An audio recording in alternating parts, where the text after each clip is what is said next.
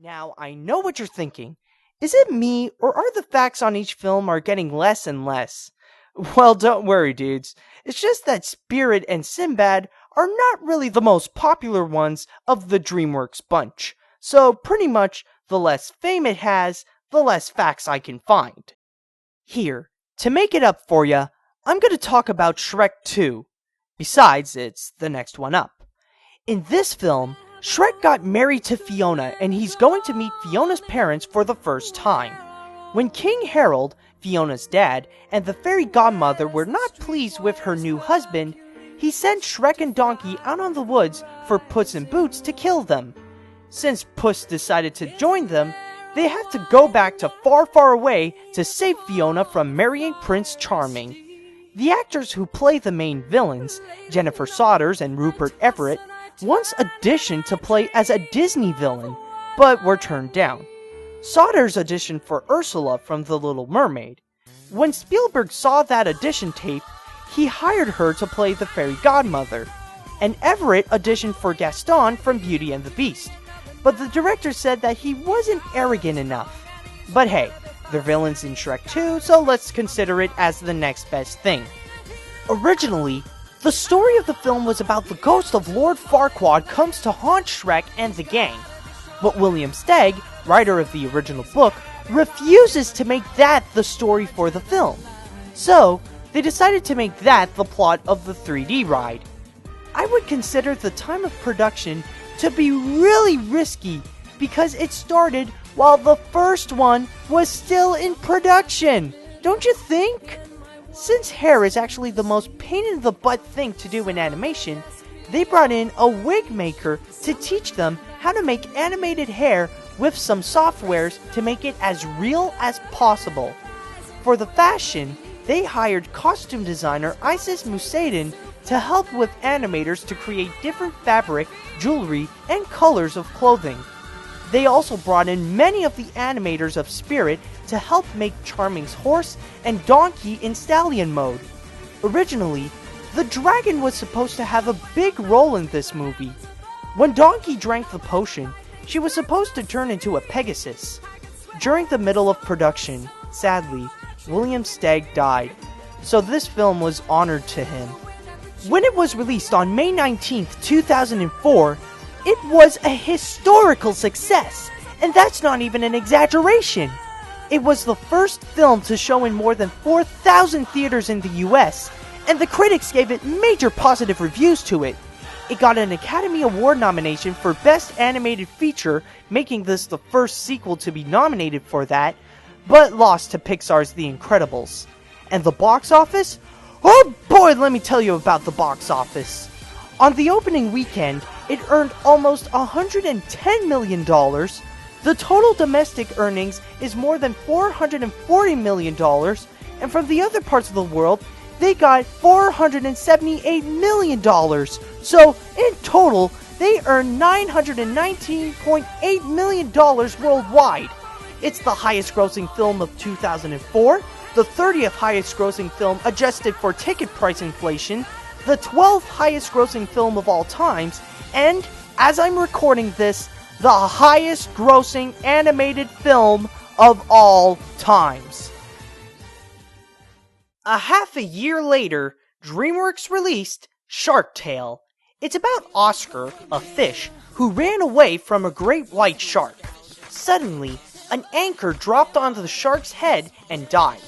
After that, Oscar lies by saying that he killed the shark.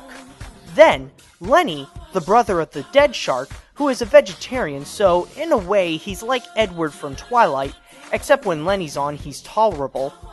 Anyways, he teams up with Oscar because his family is trying to find him so that they can kill him for revenge. Originally, the title of the film was supposed to be Shark Slayer, since that's what they call Oscar after the shark died. Jeffrey Katzenberg decided to change it to Shark Tale a year before its release. He thinks that calling it Shark Slayer will scare families away instead of attracting them. Maybe people will think that with a title like that, it'll be like a major R-rated action movie with swords, giant sharks attacking, and blood coming out like Diet Coke with Mentos. Actually, This sounds like a pretty cool movie. Yeah, it's like 300 meet Jaws. Wait a minute! What the hell am I talking about? Let's go back to Shark Tale! Early in production, James Gandolfini was considered to do Don Leno, the dad of the dead shark, Christopher Walken to do Luca, and Sacha Baron Cohen to do one of the jellyfish. During that time, composer Hans Zimmer was starting to be tired of scoring epic movies. So, to take a break from it, he decided to call Katzenberg to score for this film so he can try a fun animated film for a change. When it was released, it was pretty good at the box office with $367 million worldwide, but with the critics, whew, it got ugly. They mostly gave it negative reviews, and Roger Ebert said that the kids would get confused because it's like a parody of The Godfather, and compared it to films like The Little Mermaid, Finding Nemo, and the SpongeBob SquarePants movie by saying that they went on a better road than Shark Tale. And what's worse, many Italian Americans think that it promotes stereotypical ideas about Italian Americans, and many gay groups think that Lenny is, in a way, gay himself. In 2005, they put out Madagascar on the big screen. It's about Marty, a zebra at New York's Central Park Zoo, who wishes to go to the wild. When he goes off exploring the Big Apple, his friends, Alex the lion, Gloria the hippo, and Melvin the giraffe who takes too much medicine, goes out to find Marty. But all four of them got caught by the NYPD. So, they shipped him out to sea and they landed on the island of Madagascar.